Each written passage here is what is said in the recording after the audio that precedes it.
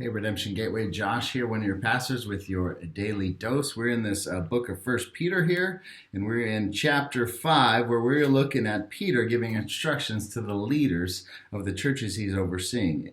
And specifically, he's kind of giving what not to do and what to do as a leader in the church. And verse 3 simply says this: the elders, the leaders, should not be domineering over those in their charge, but they should be examples to the flock.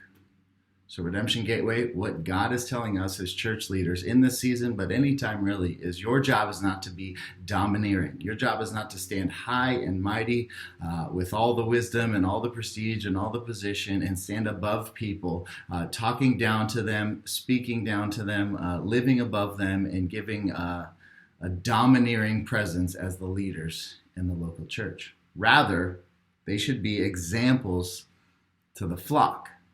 And I love that word. That word example is actually the same word pattern.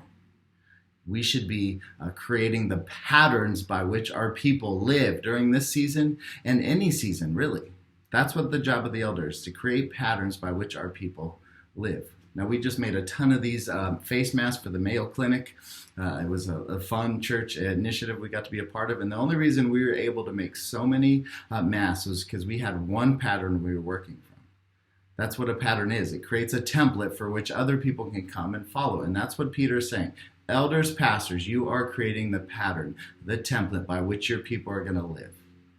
Now, how important is that in this season right now where everything is different?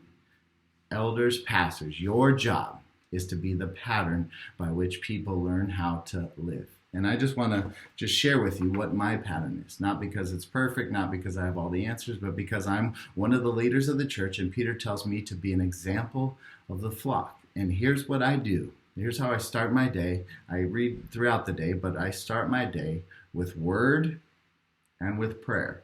I get into the Bible and I seek the Lord.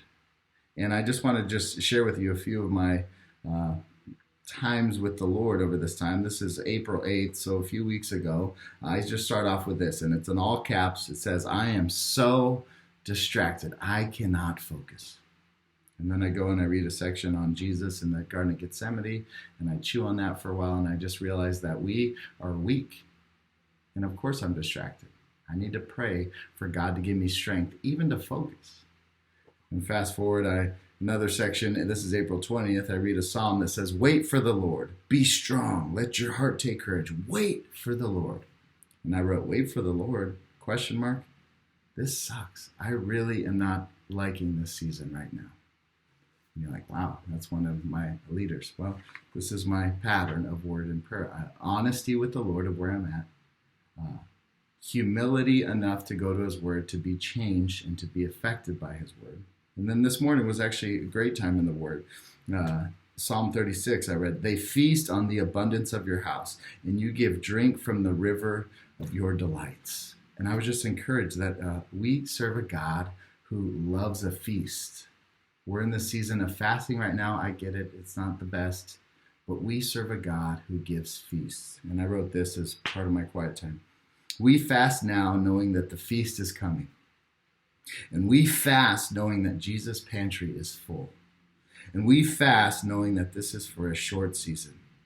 And we fast now because we know that we can meet him in our hunger. And then I wrote, we fast ultimately because we know that he is a God of abundance.